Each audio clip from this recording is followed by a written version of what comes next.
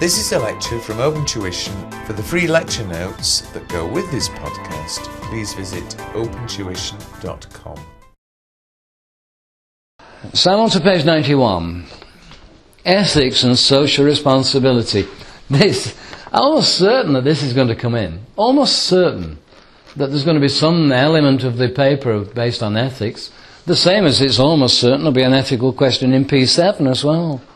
And maybe even an ethical question in part of a P2 exam question.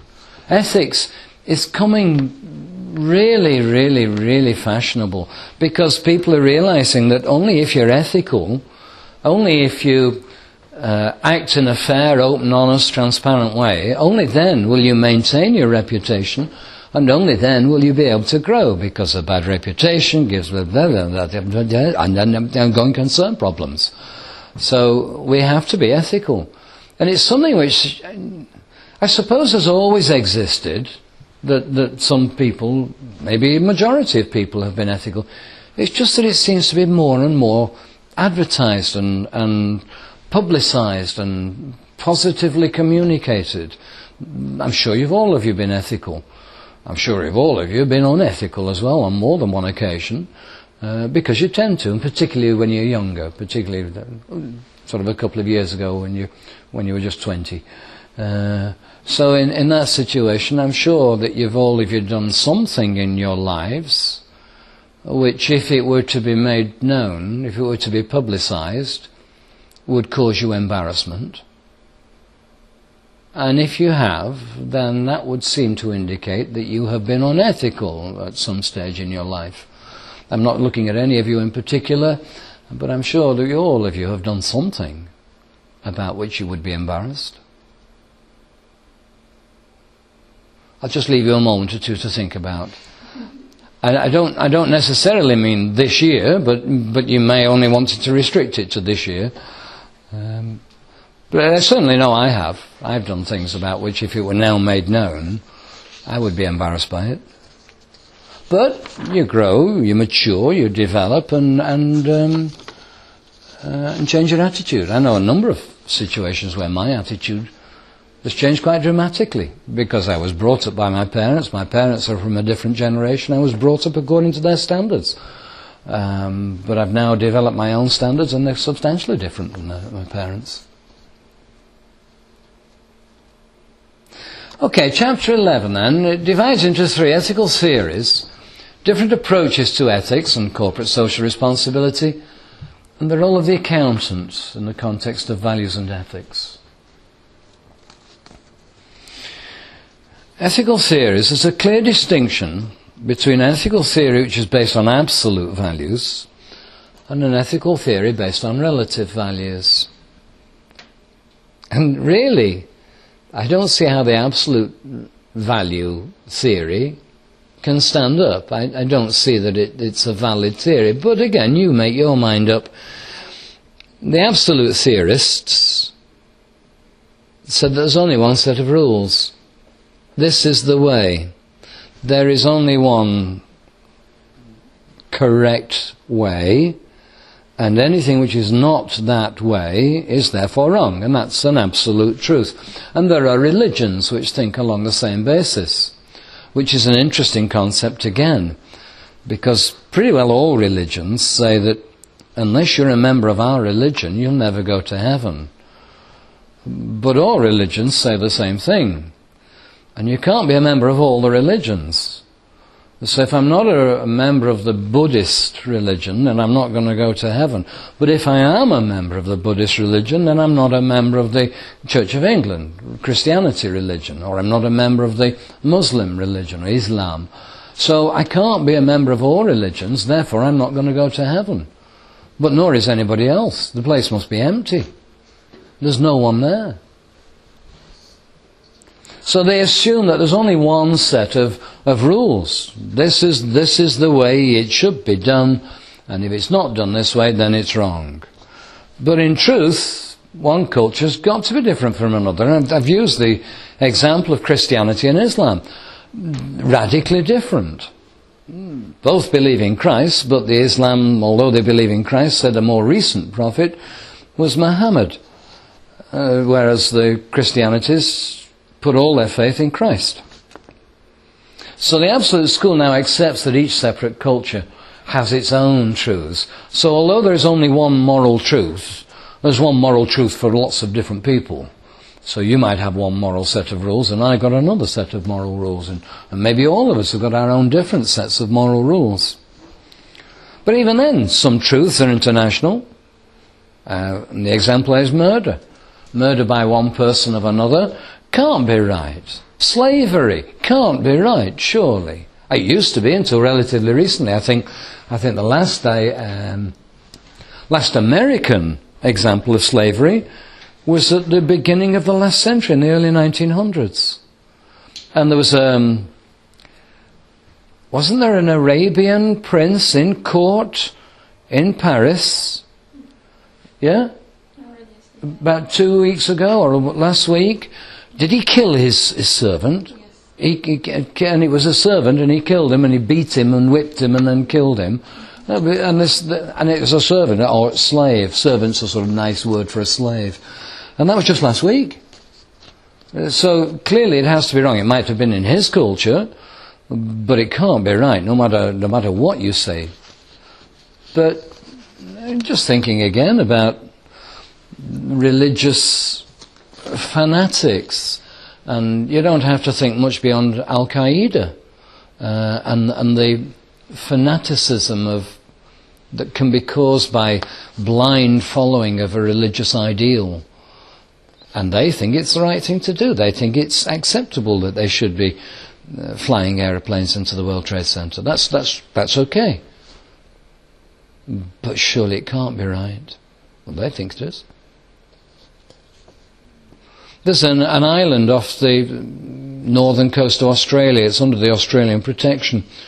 And it's habitated by a tribe of people who have remained separate and distinct from the modern world. And it's the tribe, and they fire their bows and arrows. They fire their arrows at aeroplanes going over, trying to shoot down these weird metal birds, or these weird big birds that don't flap their wings, because they've never been in one. And they kill anyone that goes there.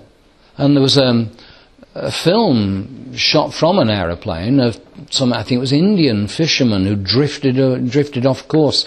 And they landed on the island in order to get some fresh water to put on their boat. And you can see the film of this tribe of natives attacking and killing these Indian fishermen. Just amazing that there's such a place, there's such an island still exists, where it is acceptable that if someone invades your land, you kill them. Surely it can't be right. Cannibalism, is that okay? Is cannibalism all right? What about the rugby team that had an air crash in Argentina, and they were stuck up in the mountains in Argentina, and they're waiting for rescue, and they waited, and they eventually, 8 or 9 of them had been killed in the air crash, and the others weren't. And eventually they said, we're going to have to do something about this, we need food. So they ate their dead friends. Cannibalism, is it right?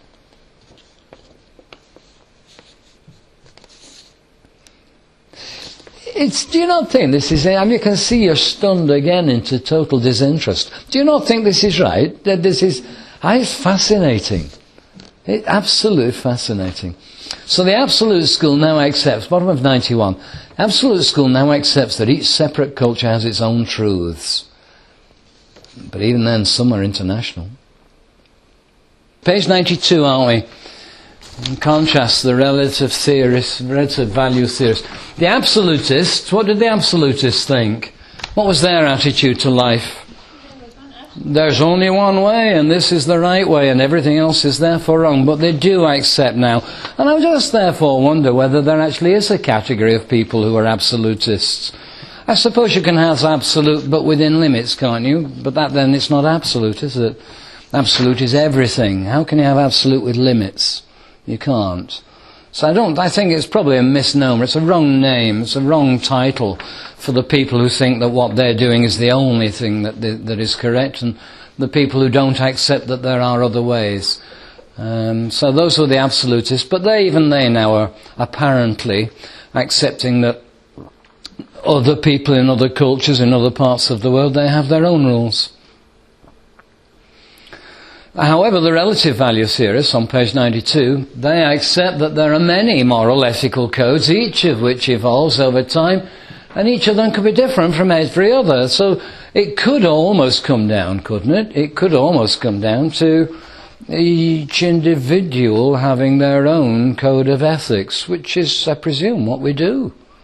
I mean, you run your life in the way that you want to run your life, and in the way that you think is the right way, which may not necessarily coincide with mine.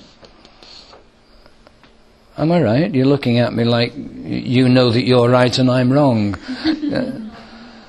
As a result of this, there's more than one acceptance of different codes of ethics. The relative theorists, therefore, do not believe in the one moral truth. And we accept the relative theorists accept the need for evolution of moral codes. They do develop. And they develop as a result of changing society, even changing technology and changing medicinal practice.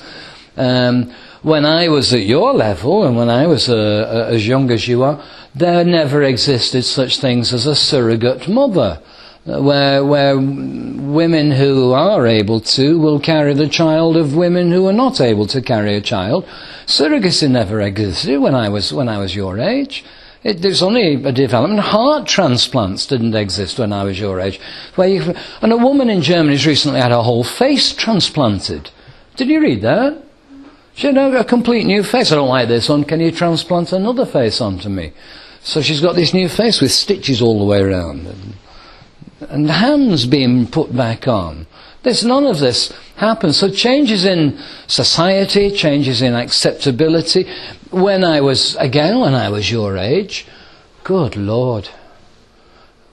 I'm just thinking back a few years. When I was your age, there was no such thing as civil partnerships where two men could live together as husband and husband, or two women could live together as wife and wife. They probably did exist, but they were never recognized, and they were never accepted, and were never publicized. But now we've got a law in the UK that says you have to accept that two men who want to live together in a permanent relationship should be entitled to. And that never happened. If your moral code, and I happen to be looking at you, Linda, for no particular reason, and let me say to the rest of you that this does not necessarily apply to Linda, but if you've fallen in love with another girl and you want to live together as a wife and wife, why should I object? I have no reason to object. It's not as though you're trying to persuade me to change my moral sense. And this is part of this relativism and this evolution that same-sex partnerships should be allowed to exist. Also the idea of different races, religions, sects, and I'll take great care in pronouncing that, sects, which is not the same as the other word which sounds similar. A sect, what's a sect? Do you know what a sect is? Why do you sit there and listen to me use these words and you don't know what they are? What's a sect? It's a group of people, yes. So typically it would be a religious sect. So different races, religions, different organizations, they each of them have their own code of ethics. The ACCA has its own code of ethics, doesn't it? The ACCA has its own code. You may not agree with it, but you better do for the sake of the exams. So they have their own code. Auditors in one country may well accept as a perfectly normal activity for their client something which is seen as abnormal in other countries. Just thinking about some of the poorer states where, I'm just thinking, and I'm treading on dangerous ground here, but some of the African states where it's completely accepted and taken as a norm that there is rabid, massive corruption at probably the highest level. And the reason it's at the highest level is because they're the ones who are most able to be corrupt. So some of the African states have this corrupt entitlement, this corrupt culture, and if there's a subsidiary in one of the African states and it's reporting to, let's say, European state on the basis that Europe countries do not have the same level of corruption, and I think we can agree that they don't have any corruption, or not to the same extent, then the auditors in an African country may accept it perfectly normal that money should be paid out without having supporting documentation, whereas auditors in the Western countries or in Europe would say that there should be documentation. And it's just different acceptance levels. It's just what you think is normal. I remember going to a country about 10 years ago and doing a course for Ernst Young, and the partner, they invited the representatives from your two neighbouring countries, and he invited them back to the office, and there were a few drinks and little bits and nibbles to eat. And he was talking to me, and he looked around and he said, "Do you realise that all of my employees here take it as normal that they will have to pay around 20% of their salary in bribes and in black economy and black money?" And it's just apparently in this place where I was, it was a normal practice that you would expect to pay anything up to about 20% of your salary just to buy favours and buy goods and get to the front of a queue. And there's also a neighbouring country to the same one that I was in, where if you want decent, quick medical attention, you have to pay the doctor and the nurse, give them contributions and presents, and it's wrong, but it's accepted as normal. And it shouldn't happen. And in fact, the country I'm thinking of, one of those doctors is now the president.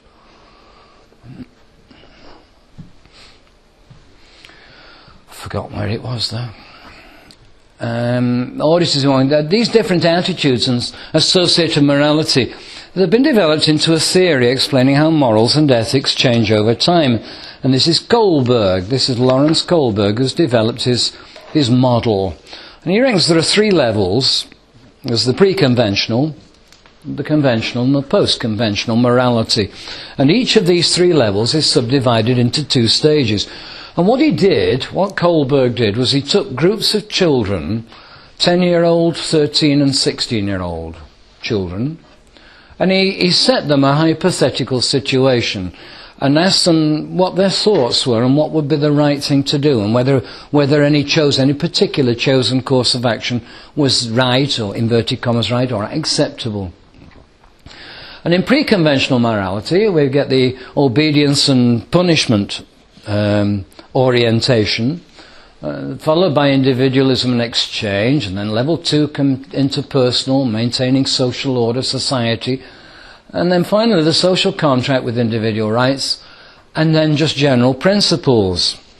But I will say now that Kohlberg is a little bit, apparently still alive, I've never met him or heard him speak, but he's coming to the conclusion that this level 3, stage 6, or stage 2 within level 3, he's not happy with it. And he's withdrawn his level 3, stage 6, and said it needs refining, it needs to be better defined. So the universal principality is no longer strictly applicable. But he does also suggest that there are further extensions, that there are further levels beyond level 3, which is not yet identified or not yet written about.